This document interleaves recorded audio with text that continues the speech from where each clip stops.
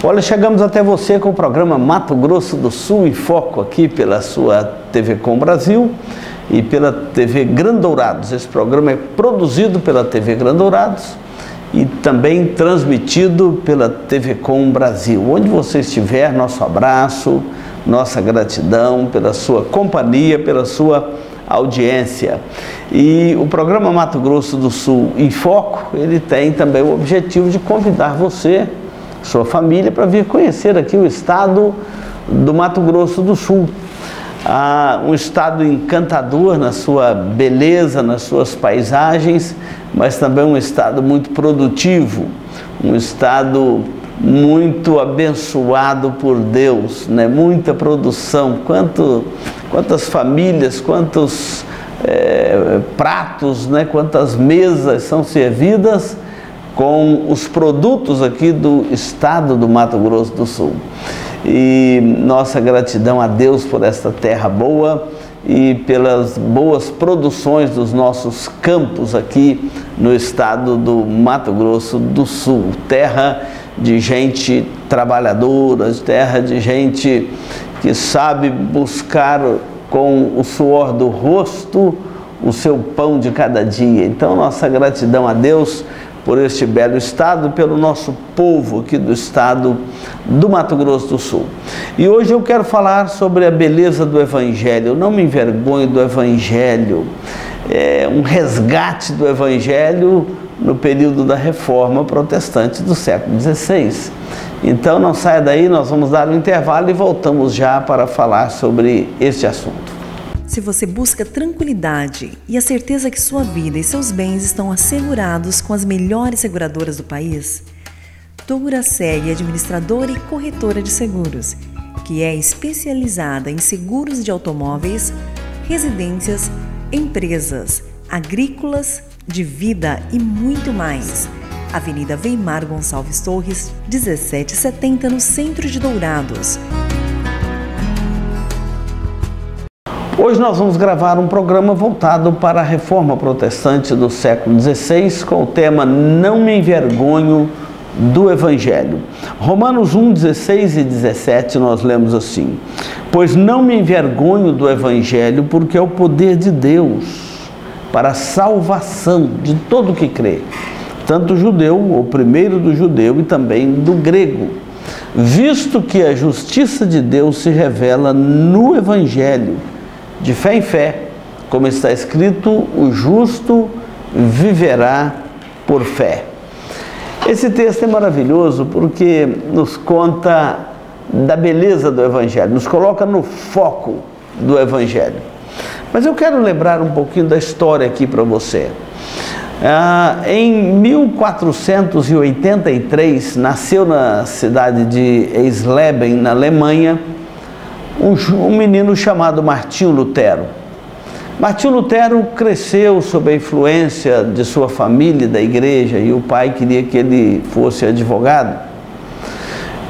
Durante o período de seus estudos, Lutero, ele cantava nas portas das pessoas, das famílias, para ganhar algum dinheiro. Sempre foi muito voltado à área da música, Martinho Lutero. Mas foi durante uma tempestade, quando ele voltava para casa, foi pego por uma tempestade muito forte que o derrubou no chão e ele pensou que ia morrer.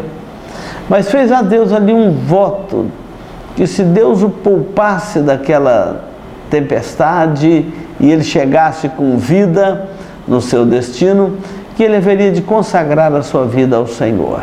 Foi aí que mudou o rumo da história do advogado para o monge agostiniano Martinho Lutero. Um homem inconformado com tantas coisas que acontecia dentro da igreja no período da Idade Média. Claro que coisas que ainda acontecem até hoje, mas principalmente a venda das indulgências, vendo o perdão de Deus sendo oferecido gratuitamente na Bíblia e a sua própria igreja vendendo o perdão de Deus com a bula papal de indulgência. Aquilo incomodou muito Lutero. E até que no dia 31 de outubro de 1517, ele fixou nas portas da igreja de Wittenberg, na Alemanha, as suas 95 teses, contestando essas práticas e outras, dentre elas uma autoridade, um outro cabeça sobre a igreja que não seja Cristo. Então, Lutero é o grande reformador, aquele homem que dá o grito da reforma e eclode a reforma a partir dessa data, 31 de outubro de 1517. Por isso que essa data é tão significativa para nós, agora 31 de outubro, e completando 508 anos da reforma protestante do século XVI. E Lutero, ele era um homem inquieto de alma, e ele foi compreender o Evangelho quando ele estava lendo esse texto que eu acabei de ler para você. Não me envergonho do Evangelho, que é o poder de Deus para a salvação de todo o que crê, porque a justiça de Deus se revela no Evangelho. Lutero tinha uma grande luta, uma grande dificuldade com entender a justiça de Deus. E isto é um assunto que nós vamos tratar aqui na exposição do texto. Voltando aqui ao texto de Romanos 1, 16, 17, Paulo está escrevendo a carta aos cristãos de Roma, tanto judeus quanto gentios, que faziam parte da igreja de Roma. E o firme propósito de Paulo de pregar o Evangelho em Roma. Ele diz, eu não me envergonho do Evangelho. No versículo anterior, ele fala, quanto a mim, estou pronto para anunciar o Evangelho também em Roma. Roma era a capital das coisas importantes. Paulo já tinha pregado o Evangelho em pequenas cidades do interior, como Filipos, Tessalônica, Galácia, né, na Antioquia, Listra e tantas outras cidades menores. Já tinha pregado também em cidades maiores, como Éfeso, Corinto, cidades grandes e importantes, mas nunca tinha pregado o Evangelho em Roma. E ele então está dizendo, olha, eu não me envergonho do Evangelho, eu ainda não fui pregar o Evangelho em Roma, mas por circunstância, eu não me envergonho do Evangelho. Porque Roma era a capital das coisas importantes. E primeiro, a mensagem do Evangelho. Era uma mensagem difícil de pregar em Roma. O Evangelho estava identificado com um judeu pobre da região da Galileia, morto em Jerusalém, crucificado como um malfeitor, como uma pessoa da escória da sociedade. Então, a mensagem do Evangelho aparentemente não era muito atrativa para ser pregada em Roma. Pregar de um judeu pobre que tinha sido crucificado. E ainda mais quando vinha a ideia de que ele havia sido crucificado a pedido dos próprios judeus e com autorização das autoridades romanas. Por que um romano lá em Roma, na capital importante, cheia de pompa, deveria crer num judeu crucificado? Não é verdade? Então a mensagem aparentemente não era atraente, mas também o mensageiro. Paulo era um fazedor de tenda, um homem simples, assim, de profissão simples, embora fosse um erudito versado nas línguas, nas leis, mas para Roma ele era um fazedor de tendas. E Roma era um lugar que o mensageiro sempre era alguém importante. Por exemplo, um filósofo. Conta que a filosofia grega, ela estava sendo, o mundo helênico, muito atraente aos olhos de todos, como a modernidade, o progresso, né? Então, de repente, não era um filósofo, não era um doutor, né? Era um fazedor de tendas. Por que eles haveriam de ouvir de um fazedor de tendas uma história de um judeu, que o judeu nem era tão bem visto por Roma, não era nem uma capital importante, era um dos pequenos impérios dominados por Roma, ou uma das pequenas nações, né, povos dominados por Roma, e por outro lado um mensageiro que iria falar ali aos olhos dos romanos uma fábula de que aquele judeu crucificado tinha ressuscitado dos mortos. Então, aos olhos humanos, não era uma mensagem tão atraente para ser pregada em Roma. Porém, Paulo está dizendo aqui, eu não me envergonho do Evangelho, eu não tenho vergonha nenhuma de proclamar o Evangelho aí na cidade de Roma, por algumas razões. Primeiro, por causa da origem do Evangelho. Quando ele diz, não me envergonho do Evangelho, ele já havia explicado nesse capítulo, no versículo 1, que Paulo era apóstolo de Jesus Cristo, chamado, separado para o Evangelho de Deus. Então Paulo conhecia a origem do Evangelho, ele veio de Deus. Nosso Deus Todo-Poderoso, cheio de graça e misericórdia, nos enviou o seu próprio Filho, fala aqui, o qual foi por Deus outrora prometido por intermédio dos profetas nas Sagradas Escrituras, com respeito ao seu Filho. Paulo está dizendo que Jesus, a essência do Evangelho, era o Filho de Deus. Em Roma, Filho de Deus era o imperador. Então, Paulo está dizendo, eu sei que este Evangelho vai confrontar aí algumas narrativas que são dadas em Roma, mas eu não me envergonho do Evangelho, porque o Evangelho é o Evangelho de Deus, a origem dele está em Deus, a graça dele está em Deus, a manifestação dele, o cuidado dele, o poder dele está em Deus. E ele vai dizer assim, a operação do Evangelho é uma operação poderosa. Roma estava acostumada com coisas poderosas, tinha um império poderoso, palácios poderosos, né? Então Paulo fala aqui, porque o Evangelho é o poder de Deus. Então o Evangelho é de Deus, o poder que opera o Evangelho é de Deus. Então Paulo fala assim, eu não tenho vergonha de proclamar o Evangelho em Roma, porque é o poder de Deus. Roma estava acostumado com poder político, poder militar, poder econômico, uma pompa poderosa, mas não conhecia o verdadeiro poder transformador do coração do homem, que é o poder do Evangelho. Então Paulo fala assim, eu vou lá para falar de um outro tipo de poder que Roma não conhece. E a palavra poder aqui na língua grega, a palavra é dinamis, de onde vem o termo dinamite. Minha avó dizia, água mole, pedra dura, tanto bate até que fura, não é? Então, o Evangelho é como um dinamite, ele chega e não tem coração de pedra que possa resistir, não tem incredulidade que possa resistir ao Evangelho. Quando Deus, na sua graça, resolve operar naquele coração, é como uma dinamite lançada numa pedra.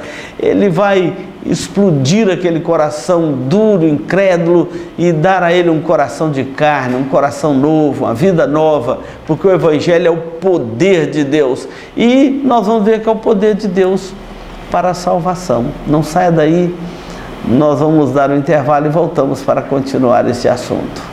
A Eletrocar trabalha com mecânica em geral, autoelétrica, injeção eletrônica, carburação e ignição, e a Eletrocar possui uma loja de autopeças para todas as marcas e modelos. E se você vai viajar, fale com o amigo Clorival e deixe o seu veículo nas mãos de quem entende do assunto. Eletrocar, Rua dos Missionários, número 784, em Dourados. Você está ligado no programa Mato Grosso do Sul e Foco, aqui pela sua TV Com Brasil. Muito obrigado pela sua companhia. Vindo ao Mato Grosso do Sul, venha a Dourados, venha conhecer também a Igreja Presbiteriana Central de Dourados. Teremos a alegria de recebê-lo, acolhê-lo aqui na nossa cidade e também na nossa igreja, tá bom? Fica aí o convite para você e a sua família. Hoje, dado a data aí em torno da Reforma Protestante do século XVI, a grande redescoberta do Evangelho com os reformadores, verdades profundas da Palavra de Deus que estavam ofuscadas, esquecidas, a própria Palavra de Deus que estava esquecida, ela agora é trazida de volta para o centro. E Paulo está dizendo, eu não me envergonho do Evangelho, porque o Evangelho é o poder de Deus para a salvação. Hoje em dia se fala muito do poder de Deus para fazer milagres, para pessoas receber, às vezes, alguma revelação aí. Mas aqui Paulo está dizendo, é o poder de Deus para a salvação. Isso aqui é a essência do Evangelho. O Evangelho não é para nenhum tipo de palco humano. O Evangelho é o poder de Deus para a salvação do homem, para a salvação daquele que crê. O objetivo do Evangelho é muito nobre, que é construir e não destruir. Roma às vezes usava muito seu poder para destruir. E o Paulo está dizendo, o Evangelho é o poder construtor, é o poder transformador, que muda o coração do homem, da sociedade, dá uma nova visão, estabelece uma nova cultura, estabelece um novo princípio de vida. Então o Evangelho não é só uma teoria, é prática, é o dia a dia das pessoas, um viver que agrada a Deus, que alegra o coração de Deus, que reconcilia o homem com Deus para agora viver em comunhão com Deus e ter prazer nessa comunhão com Deus, porque o Evangelho é o poder de Deus para a salvação. E aqui mostra a abrangência, o alcance dele, porque diz tanto primeiro de judeu e também do grego. O Evangelho foi primeiro pregado ao povo judeu que rejeitou o seu Messias, e essa rejeição de Israel era parte dos planos eternos de Deus, dos decretos eternos de Deus, para que o Evangelho fosse agora anunciado a todo mundo, toda a terra, todo povo, língua, nação. Então, é a porta do Evangelho que se abriu para nós. E Paulo vai dizer aqui, olha, porque a justiça de Deus se revela no Evangelho, de fé em fé, como está escrito, o justo viverá por fé. Martinho Lutero tinha um problema muito sério com a justiça de Deus. Ele dizia o seguinte, Deus não é justo, não pode. Se Deus fosse justo, ele não cobraria do homem aquilo que ele sabe que o homem não tem condição de atender. Tipo assim, Deus cobrar do homem uma santidade que ele não tem condição de atender. É pecador, é falho, não vai atender. Ou então Deus cobrar do homem uma salvação pelas obras, sendo que todas as obras humanas não passam de trapos de imundícias, diz a palavra de Deus. Então Deus não é justo se ele cobra do homem aquilo que ele sabe que o homem não tem condição de atender.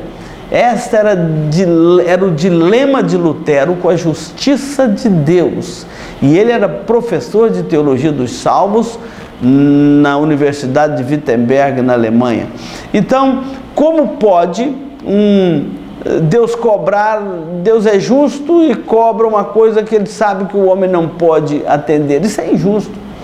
Então, foi quando ele leu esse texto que o Evangelho penetrou a sua alma, penetrou o seu coração, quando ele entendeu a justiça de Deus se revela no Evangelho, pela fé em Cristo, não pelas obras. E aqui a grande doutrina que Lutero foi o maior propagador dela no período da Reforma, da justificação pela fé em Cristo. O homem não é justificado pelas suas obras diante de Deus, mas ele é justificado diante de Deus pela sua fé em Cristo Jesus. Isso significa o seguinte, o que é a justiça de Deus? Não é agora aquela justiça que Deus vai cobrar do pecador, sabendo que ele não tem condição de atender. Quando nós cremos em Cristo como nosso Salvador, a nossa dívida é colocada sobre Ele e os créditos dele é colocado na nossa conta. Isso é a justiça de Deus que se revela no Evangelho. Deus agora não é uma justiça não que Deus cobra do homem, mas uma justiça que Deus oferece ao homem graciosamente pela fé em Cristo. Talvez você que me ouve aí é um religioso até cuidadoso, mas já está cansado de um fardo e vendo que você não tem condição de levá-lo até o fim. A justiça de Deus se revela para você no Evangelho. Se você crer em Cristo como seu Salvador, o Senhor nosso Deus coloca sobre Ele a nossa dívida e coloca a nossa dívida então na conta dele, do Salvador vicário, a sua morte substitutiva lá na cruz, e coloca os méritos de Cristo na nossa conta. Olha que coisa preciosa. Então agora não é a justiça que Deus cobra do homem, mas a justiça que Deus oferece graciosamente ao homem pela fé em Cristo. A justiça de Deus se revela no Evangelho, de fé em fé, como está escrito: o justo viverá pela fé. Então não é a justiça das obras, mas é a justiça da fé que justifica o pecador, que dá a ele uma nova vida. É a justiça que Deus oferece ao pecador, não que Deus cobra do pecador, sabendo que ele não pode atender aos critérios justos e amplos da justiça de Deus. Lutero encontrou paz para o seu coração quando ele entendeu esta beleza do Evangelho, a justificação pela fé em Cristo.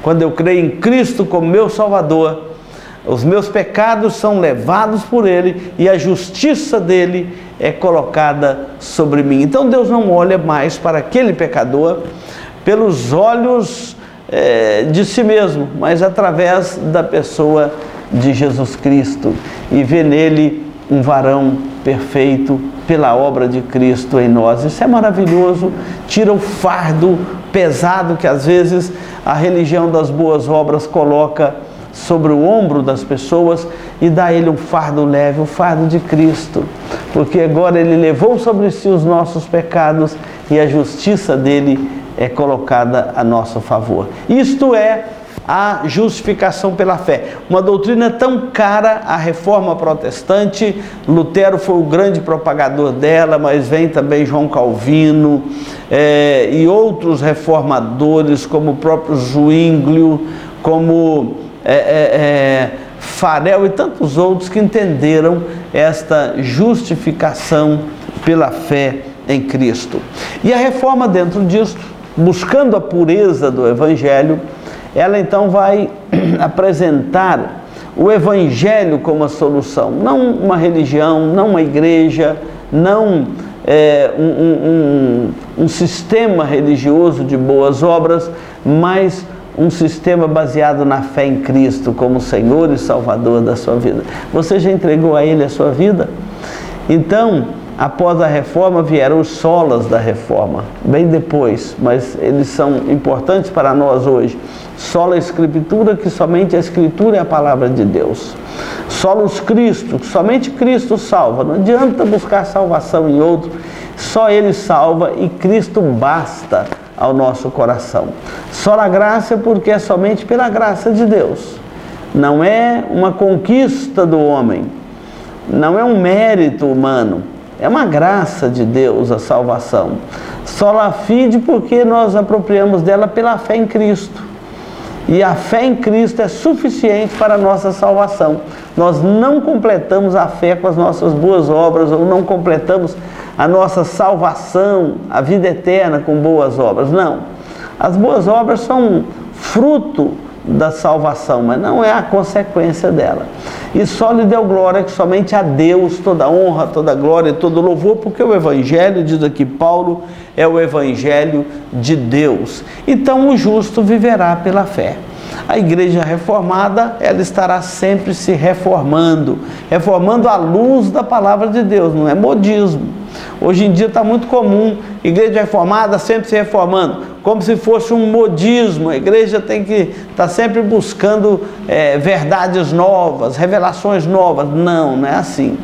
A igreja reformada sempre se reformando à luz da palavra de Deus. Cada dia mais aprofundando na palavra de Deus. Quanto mais aprofunda na palavra de Deus, é uma igreja reformada que estará sempre se reformando. Lutero diz que o pecado é como a barba. Você faz a barba, ela cresce de novo. Você rapa, ela cresce novamente. Então tem que estar sempre fazendo. Assim também a igreja reformada, ela tem que estar sempre se reformando à luz da palavra de Deus, tá certo? Então, que Deus abençoe a sua vida. Hoje nós falamos aqui sobre não me envergonhe do Evangelho. Não se envergonhe do Evangelho do Cristo crucificado e ressuscitado, que é nele que está a sua salvação. Que Deus o abençoe. Nós vamos dar o intervalo e voltamos para orar e concluir o programa. Farmavida, formulando medicamentos com qualidade. A Farmavida manipula também fitoterápicos, cosméticos com formulações rejuvenescedoras, shampoos, hidratantes, filtros solares. Farmavida, Rua Hilda Bergo Duarte, número 296, no centro de Dourados. Farmavida, a saúde em primeiro lugar. Olha, chegamos aqui no momento final do programa Mato Grosso do Sul em Foco. Muito obrigado pela sua audiência e obrigado a você que nos acompanha de todo o Brasil. E hoje nós vamos orar para que a pureza e a graça do Evangelho chegue ao seu coração, trazendo transformação e uma nova vida. Vamos falar com Deus. Querido Deus, nosso Pai, agradecemos muito o Teu nome, porque no passado o Senhor levantou nossos pais reformadores, que trouxeram a Bíblia de volta, devolveu a Bíblia ao povo, a Bíblia que estava escondida, pregou as verdades bíblicas. Eles pregaram essas verdades, ó Deus, a tempo e fora de tempo. Trouxeram libertação, transformação na graça do Evangelho do nosso Senhor e Salvador Jesus Cristo. Aprenderam a decifrar a Tua palavra, tiveram a iluminação do Teu Santo Espírito para compreender a clareza das Escrituras e pregá-la para que muitos fossem salvos e alcançados pela Tua graça e pela Tua misericórdia. Obrigado porque somente é a Bíblia, é a palavra do Senhor para nós, com autoridade. Palavra esta que traz vida, refrigério, aquele que lê e que, ó Deus, observa a Tua palavra. Oramos pelas famílias que nos ouvem agora, que a graça e o poder do Evangelho chegue ao coração de cada um deles, trazendo nova vida, trazendo vida eterna. Nós oramos no nome de Jesus. Amém. Olha, muito obrigado pela sua companhia aqui no programa Mato Grosso do Sul em Foco. Continue na programação deste canal.